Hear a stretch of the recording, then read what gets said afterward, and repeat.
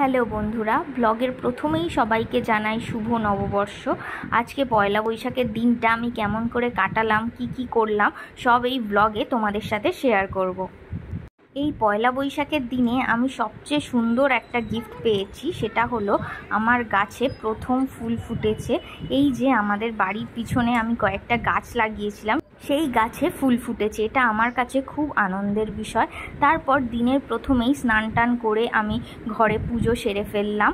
দেখো আমার ঘরের ছোট্ট মন্দিরে আমি কি সুন্দর করে ঠাকুরদের সাজিয়েছি। বাড়িতে পুজো টুজো করে নিয়ে রেডি হয়ে আমি, আমার বোন আর বড়মশাই চলে গেলাম আমাদের এখানের একটা মন্দিরে, পঞ্চানন ঠাকুরের মন্দিরে। আমি এই মন্দিরে প্রায়শই আসি আর এখানে আমি পুজো দিই। তাই পয়লা বৈশাখের এই শুভ দিনে আমি এসেছি এখানে পুজো দিতে। পয়লা বৈশাখে সবাই পুজো দেয়, ঠাকুরের কাছে প্রার্থনা করে যাতে সারা বছরটা আমাদের শুভভাবে কাটে, আমরা আমাদের পরিবার সবাই মিলে যাতে সুস্থ থাকতে পারি।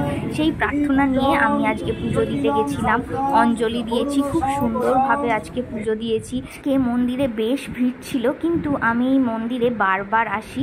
এই ঠাকুরের প্রতি আমার একটা টান রয়েছে, আমার প্রচণ্ড বিশ্বাস রয়েছে, তাই বারবার বাবার কাছে ছুটে ছুটে আসি। তোমরা একটা কথা জানো কি, শুধু পুজো দিলেই পুজো সম্পূর্ণ হয় না, তারপরে অবশ্যই দান করতে হয়। দান করার পরেই আমাদের পুজো সম্পূর্ণ হয়। ওখানে ভালোভাবে পুজো টুজো দিয়ে আমরা মন্দির থেকে চলে গেলাম একটু পেট পুজো করতে।